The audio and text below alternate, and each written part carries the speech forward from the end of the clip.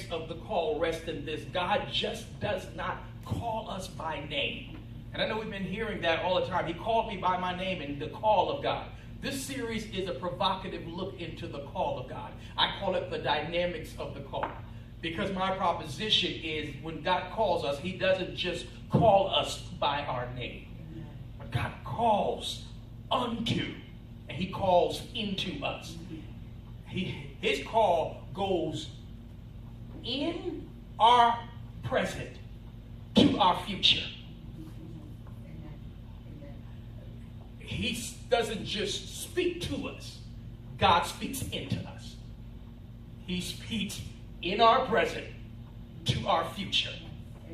It's a call that isn't just resting in the audible. As a matter of fact, God just doesn't speak to our ears. It doesn't just flow from his mouth to our ears. His call flows from his mind, through his mouth, through our ears, to the you haven't even discovered. God.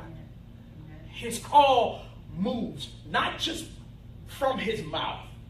God's call moves from his mind. That means he's always thinking and has always been thinking thoughts of us. It moves from his mind. It means before God actually ever does anything, he's been planning it the whole time. God doesn't move haphazardly. He doesn't move spontaneously. He doesn't just move. He doesn't master improvisation. He is not just moving haphazardly. God, this is a powerful word of understanding that the kingdom is not incidental or accidental or coincidental, but everything happens providential. God is a planner. He's a masterful planner.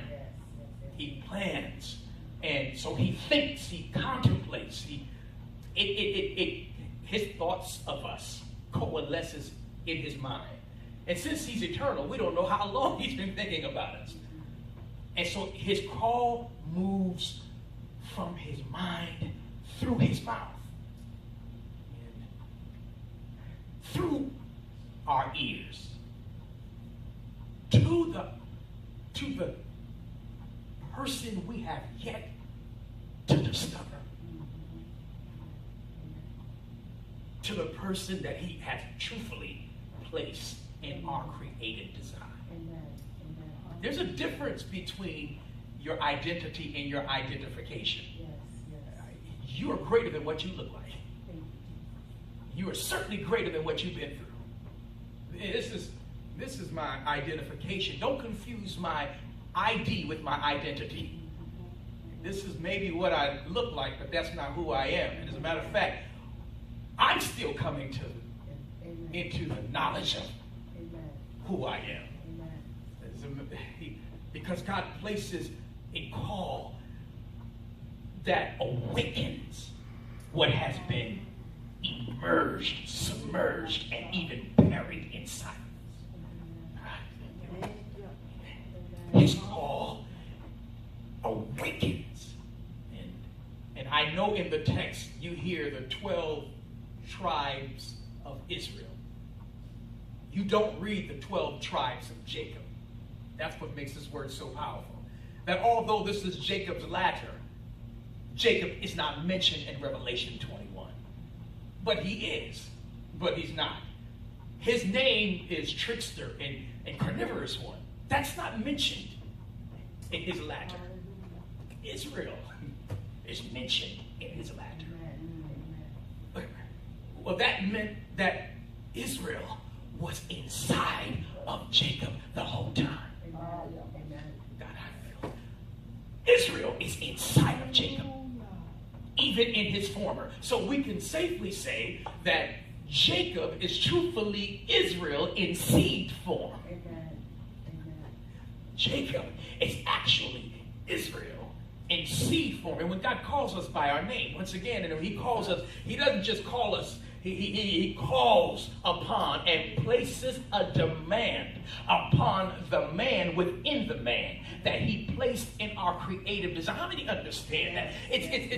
God, this is providential. The reason why we are fearfully and wonderfully made, the psalmist says, isn't based upon our physiological, biological, anatomical makeup. It's so much more than that. We're fearfully and wonderfully made because God made us with brilliance in mind. There's an architectural blueprint, and what does he do? He places within us and within our creative design the finished work. No, you all. I want you to make sure you note this. Greatness begins as a seed. I want you to note that. I want you to make sure. Greatness begins as a seed, and the misconception. There are two things that are, to me, that are apropos here that I must note, and that we must note about greatness, and particularly about seed, is that, and the reason why seeds are often minimized, or I believe there are two reasons why seeds are usually just dismissed or minimized. Number one, because of its size, and then number two, because of its surroundings. The size is diminutive. It is almost microscopic. You have to really look intently to see a seed. And because we just truthfully, we love big, we love opulence, we love, grandeur, we love the grandiose. And because of that, we minimize the significance of a thing and despise a thing because of its diminutive beginning. But what we miss is the exponential potential of a seed. So we minimize it because of its size, but also we minimize it because of its surroundings. Because if you look at it, and particularly in agriculture, you will understand. For the average person, they'll miss this because a seed seems to be so nondescript and just so, it's almost anonymous. It's seemingly insignificant. Another reason why is because seeds are usually buried, and they're buried under manure and fertilizer. So there's the size and the stench that's an issue. But what we miss is the exponential potential of a seed and what it yields. And what I wanted to do was present how powerful this is. I actually have watermelon in a bag. The bag is watermelon, but of course it doesn't look like it. But what you miss is the potential, because when this is planted in the right soil, when it has an opportunity to germinate, this will yield this. This size is the ladder. And this, God's law, is the former. In Jacob's ladder, he's Israel. With 12 tribes inside of him. And when God calls him, he is not just speaking to the trickster who's on the lamb. He's speaking to the prince who's walking with a limp. He's speaking to the Israel who will yield. Reuben, Simeon, Levi, Judah, Dan, Naphtali, Gad, Asher, Issachar, Zebulun, Joseph, and Benjamin. 12 tribes are in the loins of a man on the lamb. 12 tribes. Because that's how God does it. It's amazing. He used the fertilizer of our mistakes.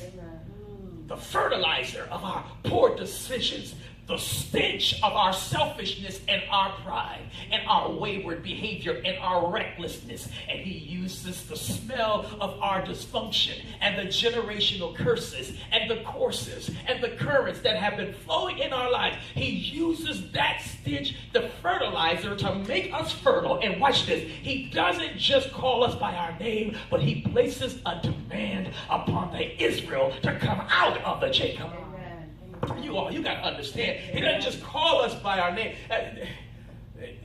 In St. John, I'm almost through. In St. John chapter 11, I heard a preacher say, Jesus said, Lazarus, get up. and I've heard many of my colleagues say that Jesus went to the tomb and he stood in front of that tomb and he said, Lazarus, rise, or Lazarus, get up. I'm here to serve notice on all of you that Jesus did not, St. John chapter 11, verse 43 does not say, Lazarus, rise. He spoke to Lazarus and said, come forth. There's a difference between getting up and coming forth. Because if the resurrection speaks to the resurrected and tells the resurrected to rise, the resurrected will look at the place of their resurrection and will confuse that as the place of their residency. The resurrected will look at the place where they regain consciousness and will mistake that as the place where they'll remain comfortable. So don't just get up, because if you get up, you'll think that the grave is your home. And you'll find yourself still living in a dead place. We're not serving a Lord who just wants us to get up from where we are. He wants us to come forth. Come forth means come to me. Whatever direction I'm flowing. Notice he doesn't say go forth. Because if you go, you're going away from me. Come forth. That means wherever I am, that's where you're coming. That's where you'll be.